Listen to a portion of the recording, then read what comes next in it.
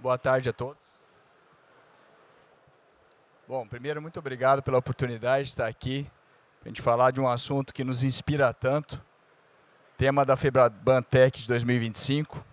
Então, a gente vai falar essencialmente de inteligência artificial, não só a engenharia de software, claro, né? Eu represento o Santander como CIO, mas também pela FIRST, que é o nosso time de tecnologia dentro do Santander Brasil, mas de uma maneira mais ampla. Então, para começar,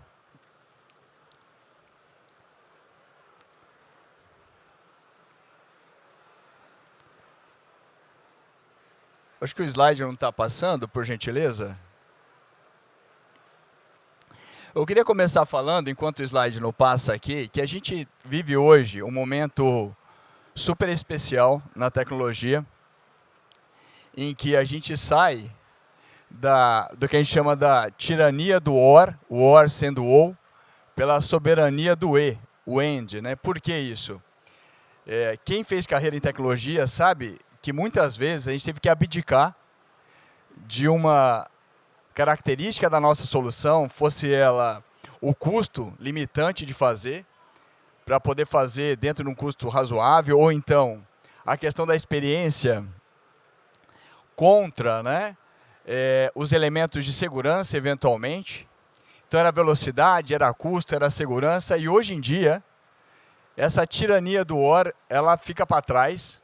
A gente tem tecnologia muito mais acessível, muito mais granular, possível de compor nos vários aspectos, sem ter que abdicar necessariamente de uma maneira tão dura como a gente fazia nos trade-offs, no desenho de cada solução há anos atrás. Então, sejamos todos muito bem-vindos a esse momento. Para quem gosta de tecnologia, gosta de aprender, um prato cheio para a gente poder compor, né, as mais diversas zonas de conhecimento numa única solução. E aí, trazendo já uma perspectiva, para quem conhece o Hype Cycle, que é um conceito bastante comunicado pelo Gartner, a gente trouxe aqui uma figura mais metafórica, né, em que há um desafio do conceito básico do Hype Cycle. Para quem conhece o Hype Cycle, ele tem a perspectiva da originação de uma tecnologia, ela escala dentro das expectativas até um pico de expectativas, tem um vale de desilusão, que seria a remoção dos excessos, até decantar o essencial do potencial da tecnologia, e finalmente um platô, em que o mercado consegue reconhecer mais claramente os limites e potenciais da tecnologia. E aqui a gente percebe, nos últimos 2 anos e meio, que claramente o conceito básico do Hype Cycle está desafiado. Não estou dizendo que não virá uma questão da curva e o vale da desilusão, claro que virá, mas claramente é um conceito totalmente diferente. Há muito tempo a gente está no nível mais alto da curva de expectativas, isso tem um motivo, porque os resultados estão vindo, o potencial está sendo demonstrado de uma maneira bastante pragmática e expansiva, o que é fenomenal. Então, a gente há 2 anos e meio, de repente se depara com o ChatGPT, que começa a inaugurar ali pela OpenAI uma perspectiva totalmente diferente da capacidade de democratizar e tirar o benefício direto da inteligência artificial.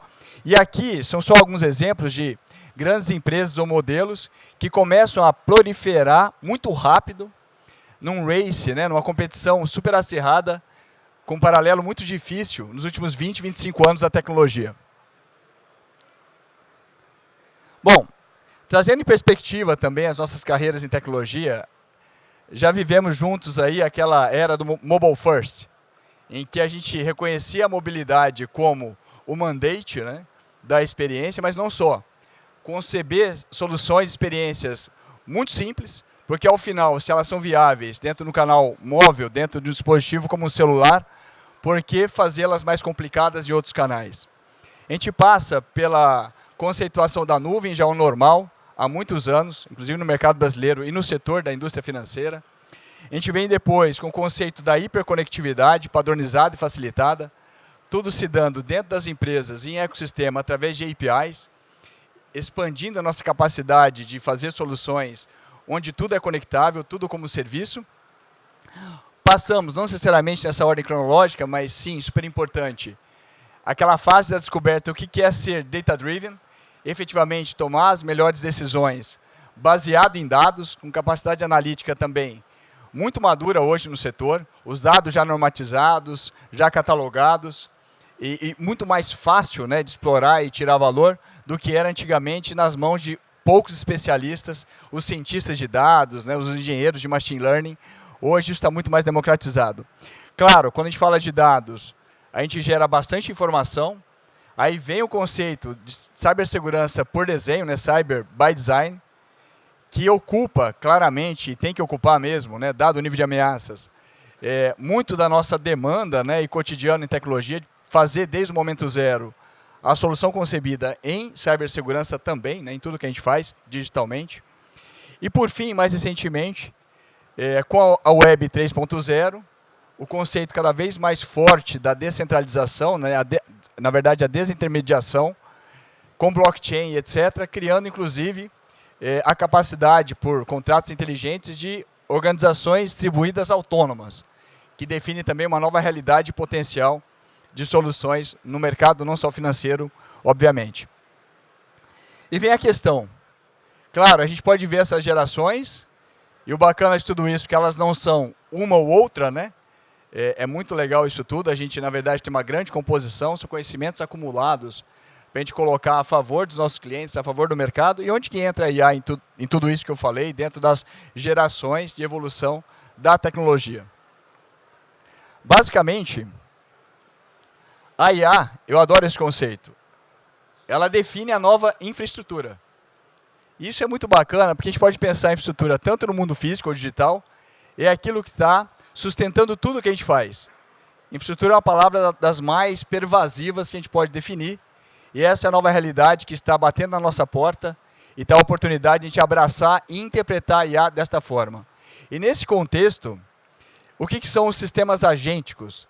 Na verdade, é a definição, em algum grau, do que é a nova tecnologia, define o novo software.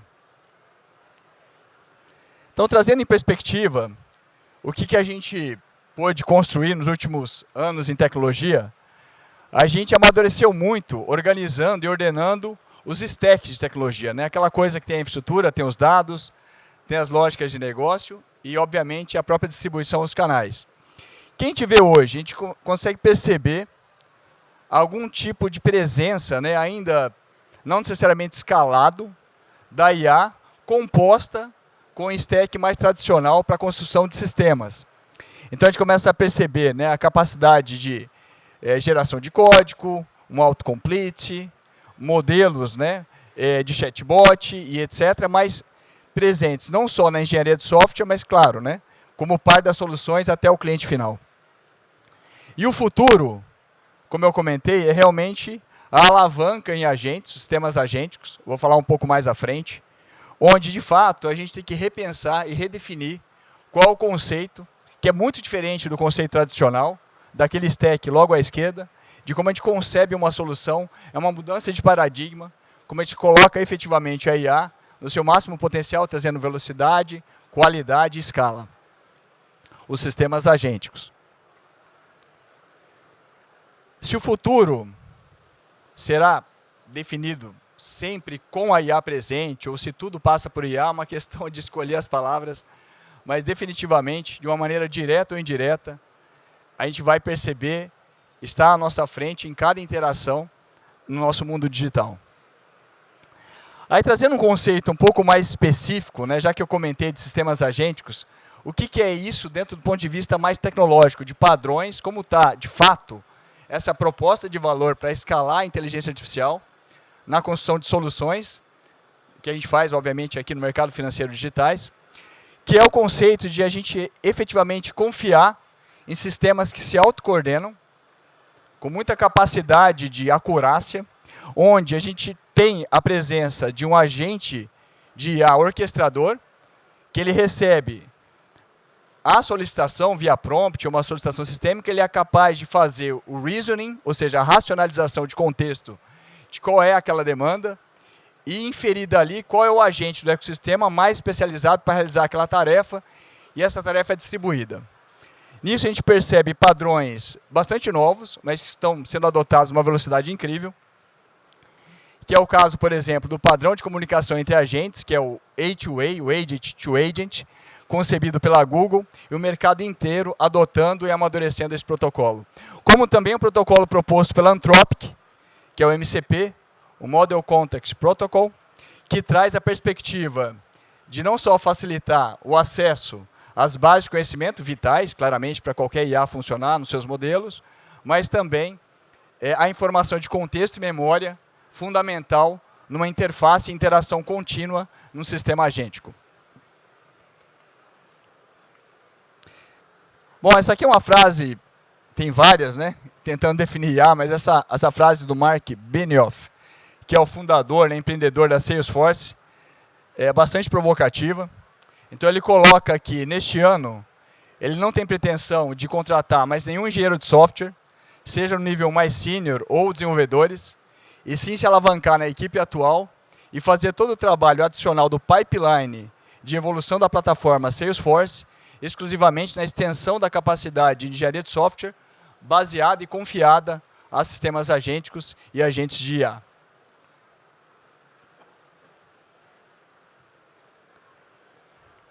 Então, colocando aqui em perspectiva, aqui é uma maneira mais lúdica da gente interpretar o que seria isso.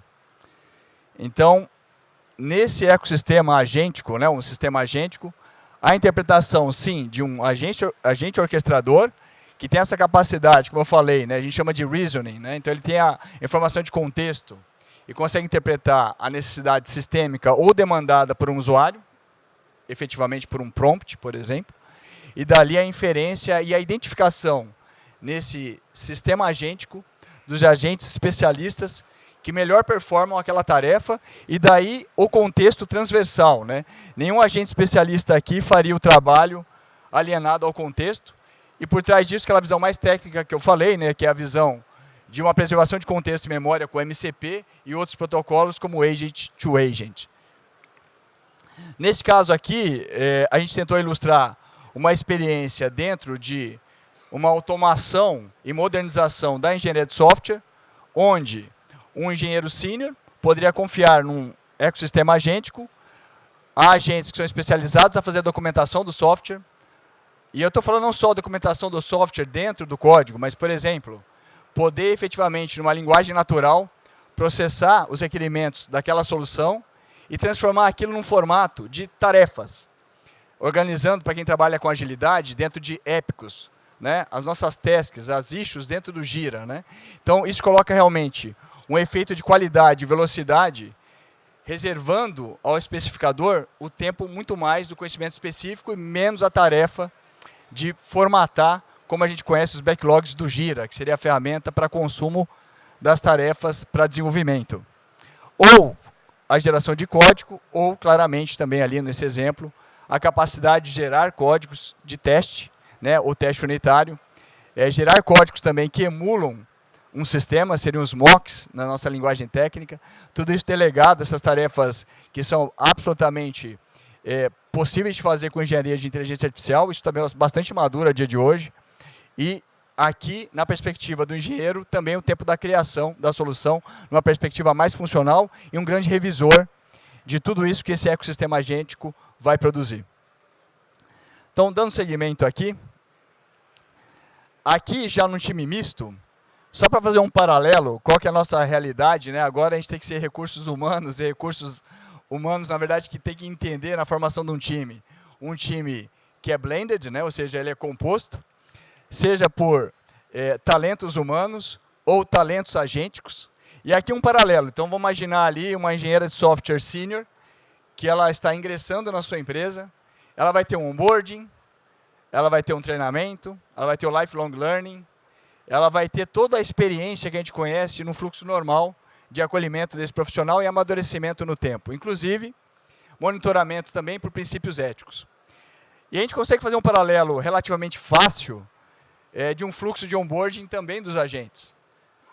E aí vai ter que encontrar, obviamente, qual é o modelo que a gente vai pré-selecionar para ele performar dentro, né, do fluxo de trabalho, em que fluxo de trabalho que ele se integra. Haverá curadoria, haverá guardrails também de princípios éticos, curadoria dos resultados e assim por diante. Bom, o que a gente reconhece vendo tudo isso? que, de verdade, hoje, se a gente fosse definir a maior transformação que nós todos vivemos no setor financeiro e muito mais, é a velocidade. Definitivamente a velocidade. A gente pode olhar isso tanto da perspectiva, o que é o race de competição de todos os provedores que são especialistas em soluções e ferramentas de IA no mercado, ou nós mesmos como consumidores de inteligência artificial. E a IA, ela definitivamente é a octanagem, né? É o melhor combustível para nos colocar essa velocidade que hoje é demandada. Como a IA ajuda na velocidade? Ao final, a IA é uma forma de automação. Seria uma maneira simples de definir.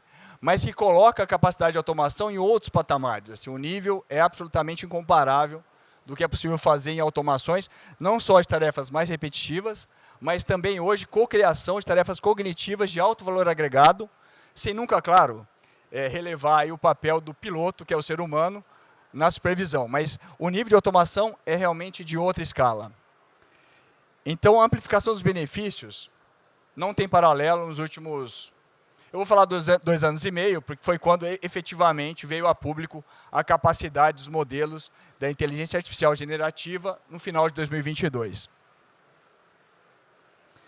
Por outro lado, como toda automação, ela tem o benefício de acelerar e escalar, mas uma vez que é feita nesta magnitude, o erro, ele reflete também o prejuízo na mesma magnitude. Então, aqui a reflexão que nos cabe é, como toda automação, como é que a gente vai ponderar que o erro não tenha uma escala que a gente não consiga ponderar e controlar. E aí tem várias formas de atacar essa situação, né? Uma delas é criar o mecanismo de guardrails ou AI Judge, que são modelos de IA, que na verdade são juízes especialistas no que são as saídas e propostas, né, de retorno de solução dos outros modelos. Então, traduzindo aí, a gente consegue usar a IA de uma maneira mais específica, fazendo, né, esta conceituação de groundedness. O que é groundedness? Vou falar um pouco sobre isso, mas é evitar, olhando o contexto, a alienação da IA e qualquer desvio, né, seja ele de ódio, violência sexual ou coisas do tipo. Modelos especialistas conseguem, com esse contexto, fazer esse tipo de guardrail. Porque tudo em escala, então é importante também ter os guardrails em escala. Ou seja, o copiloto que é IA, ele precisa definitivamente de supervisão em limites. E o piloto, que é o ser humano, somos nós, sim, é uma mudança de paradigma em como trazer a concepção de soluções, é uma forma diferente de pensar e fazer, mas a gente nunca vai perder a nossa essência, que é a perícia no comando. Então, para terminar essa primeira parte, que é uma parte mais conceitual, então vamos imaginar aqui, a dia de hoje, qual que é a perspectiva de trabalho de um desenvolvedor, o dev, né, o developer. Ele toca, numa fração do seu tempo, o trabalho de alto valor agregado, que é a criação, mas ele tem um montão, que a gente chama de toil jobs, que são aquelas tarefas que são de pouco valor agregado, mas necessárias no seu dia a dia. Como seja, a documentação, cuidar de ciclos de obsolescência do software e assim por diante.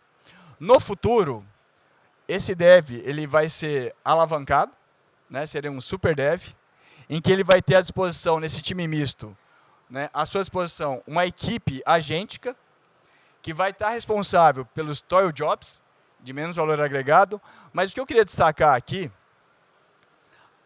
além da realidade que isso já se materializa hoje, o maior potencial talvez esteja na interseção. Porque se a gente enxergar a IA só pela substituição das tarefas repetitivas, a gente não vai tirar o melhor potencial. E, de fato, é possível hoje muita criação, tarefas de alto valor agregado pela IA, mas sem nunca perder de perspectiva o papel da pilotagem, da supervisão, a perícia no comando. Para trazer para vocês um pouco da nossa experiência no Santander, trazendo agora para a perspectiva prática de tudo isso, na nossa operação no Santander e na First, como eu disse, né, a nossa empresa de tecnologia. A primeira perspectiva é isso que eu estava falando há pouco, ou seja, faz muita diferença o caso de uso que a gente vai priorizar. Então, vamos imaginar aqui, se a gente escolhe a substituição de uma tarefa repetitiva que é feita por um conjunto de pessoas, qual é o máximo potencial? Seria a economia desse trabalho repetitivo limitado a esse conjunto de pessoas, que era o tamanho do trabalho.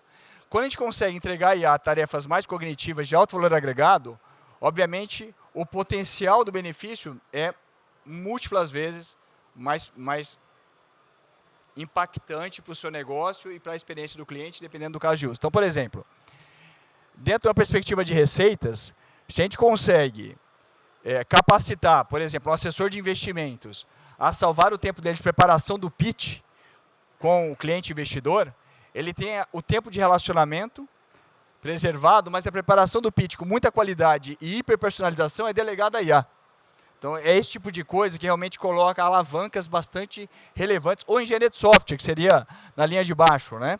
A gente realmente ter mais tempo de criação e co-criação com os agênticos, os sistemas agênticos, e com isso produzir software também com mais qualidade e em uma outra escala de velocidade. Então, passando aqui, como a gente organiza, né, a aplicação de IA no Santander, aqui é uma maneira, obviamente, bastante simplificada, desde a responsabilidade de AI responsável, né, que está por acima, a parte de governança e ética, abaixo uma plataforma que nos ajuda, de fato, a pavimentar o uso de IA, né, através de várias áreas da nossa operação. O que é isso? Né? Dizer, é uma plataforma que ajuda, de fato, através de ferramentas, padrões pré-implementados, etc., você poder usar os diversos modelos aos seus casos de uso, mas, de novo, de uma maneira muito mais abstrata e não trazendo complexidade a quem está usando a solução. E ali, operações de TI, produtos, serviços, back-office e segurança. Então, para começar em TI, aqui é um pouco do que a gente está fazendo, no caso de uso da engenharia de software, né, que é o SDLC, o Software Development Lifecycle. A gente tem aplicado IA, seja em estágio já em uso, ou seja, produção. Um pouco mais abaixo, que a gente chama de avaliando, são tecnologias que a gente está em experimentação a dia de hoje. E percorrendo, como vocês podem perceber, todos os estágios, né? Como eu falei, geração de requerimentos, que seria o que a gente chama de R2T, né, que seria Requirements to Tasks, tasks já no formato do Gira, como comentei anteriormente. Na parte de codificação, o GitHub Copilot para mais de 3.000 pessoas habilitado dentro da First. Mas para não parar no GitHub Copilot, a gente tem feito modelos, vou comentar um pouco mais, em cima de LLMs de mercado com muito resultado, como um caso que eu vou comentar no slide seguinte sobre Claude Sonnet. Obviamente, em testes, a gente também tem coisas bastante bacanas sendo desenvolvidas ali, na automação de testes, e dentro da o que seria a atividade de monitoração da produção, desde soluções comerciais, como é o Davis AI, que é parte do Dynatrace, que ajuda, né, na interpretação de preditivos e correlations dentro dos monitoramentos de anomalias. Então, a gente consegue ver aí em uma perspectiva ampla em todos os estágios. Este é um caso que eu queria destacar para vocês. A gente desenvolveu em cima do modelo da Anthropic, o Claude Sonnet 3.7, e os resultados são tão impressionantes quanto isso. A gente conseguiu, num caso de uso, de uma tarefa que demanda muito esforço dos desenvolvedores, que é a gestão contínua de obsolescência de linguagens, esse nível de resultado. 98% de acurácia no modelo, isso é impressionante. Aqui a gente tem esse ordem de magnitude de resultados, tanto para Java quanto para Angular, só para citar dois exemplos. Tempo de trabalho, redução de 40 horas para 7 minutos numa conversão de um programa ou de um módulo em Java. E, obviamente, na mesma magnitude, a redução de custos. Aqui tem até uma referência do custo, né, por conversão da ordem de 3 a 5 dólares. Então, tenta converter isso, quanto custaria 40 horas de desenvolvimento versus 3 a 5 dólares. Obviamente, a gente tem um pipeline, que a gente está elaborando um pouco mais, mas para citar um caso super legal, nós todos estamos desafiados com o CNPJ alfanumérico, não é? Então, a gente está usando também aqui, em cima do nosso repositório do GitHub, a interpretação e proposta de soluções com modelos de IA para resolver o problema do alfanumérico do CNPJ. Bom, outro caso super legal, o PitchMaker, eu já comentei um pouco sobre isso, que é um caso efetivamente que entrega muito mais tempo de relacionamento e vendas aqui para os nossos assessores de investimento, que nós chamamos no Santander, que é o AAA, né, que é efetivamente essa capacidade de assessoramento de produtos de investimento a clientes, pessoas físicas, principalmente investidores. E aqui a gente consegue, na preparação do pitch personalizado, com informações macroeconômicas, portfólio de produtos e contexto do cliente, preparar um pitch de 30 minutos em menos de 1 minuto e ir direto para o relacionamento e a conversa com o cliente no assessoramento. Outro exemplo que a gente usou, já também está em produção, é na nossa central de atendimento, apoiando o atendente na chamada que chega de um cliente que tem uma dúvida, uma necessidade, ao invés dele buscar nos procedimentos internos do banco como reagir e orientar o cliente na sua necessidade, aqui é um simples prompt, e o prompt já orienta numa linguagem correta, no tom Santander, com precisão, e ajuda o atendente a responder à necessidade do cliente, com 22% de redução média no tempo de atendimento. Bom, falando um pouquinho de chat, eu queria colocar também uma perspectiva do que a gente acredita. Tudo começou com aquele chat que é informativo, né? Então, você pode ter o chat informativo num período, talvez mais inicial, pensando até numa central de atendimento, ainda sob a supervisão de um operador humano, para ter esse cuidado, né, do que é essa experimentação da IA lá no passado.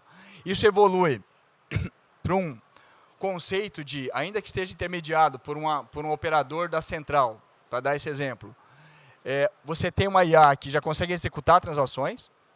E, por último, né, uma maneira bastante sintética, é ter o banco autônomo, onde você sai de uma lógica de extensão da equipe humana e ter efetivamente uma equipe composta só pela implementação de agentes, que tem toda a parte de entendimento de contexto, memória, reasoning e precisão e acurácia na interface de consultas e transações até o cliente. Claro que isso entrega, no tempo, mais NPS, pela questão da comodidade, pelo tempo de atendimento da necessidade, uso de IA sempre da forma responsável, cuidado, né, pela questão da alienação ou do derail, né, que é quando você tem um data drift ou coisa do tipo, mas claramente o lead time de operação e o custo de servir, ele cai drasticamente junto com essa evolução.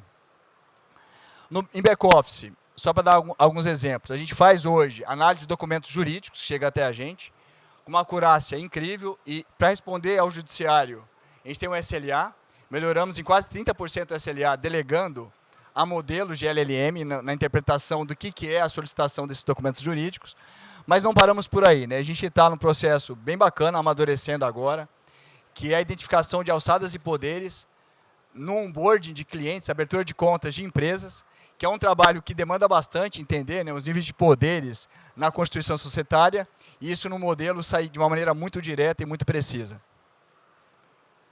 Como eu falei, a gente não deixaria de fazer isso sem base a engenharia, então a gente tem dentro do Santander a construção de uma plataforma de IA que faz roteamento de modelos de Large Language Models, né, os LLMs.